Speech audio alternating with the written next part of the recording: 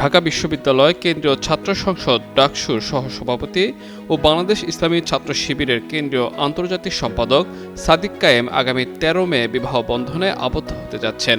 বৃহস্পতিবার সাদিক কায়েমের ঘনিষ্ঠ একাধিক সূত্র জানায়, তার হবু স্ত্রীর নাম আনিকা ফারাইজি।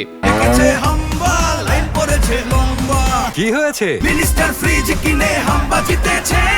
মিনিস্টার ফ্রিজ কিনুন, হাম্বা জিতুন, আরো আছে আকর্ষণীয় উপহার। তিনি পেশায় একজন এমবিবিএস ডাক্তার। আনিকার গ্রামের বাড়ি কুমিল্লার ১৪গ্রাম উপজেলায়। জানা যায়, আনিকার বাবা রিলায়েন্স গ্রুপের ভাইস চেয়ারম্যান এবং প্রবাসী বাংলা প্রপার্টিজ লিমিটেডের চেয়ারম্যান। পাশাপাশি তিনি আরও কয়েকটি প্রতিষ্ঠানের গুরুত্বপূর্ণ দায়িত্ব পালন করছেন। সাদিক কায়েমের আকদের আয়োজন আগামী ১৩ মে ঢাকা বিশ্ববিদ্যালয়ের সেন্ট্রাল মসজিদে হওয়ার কথা রয়েছে।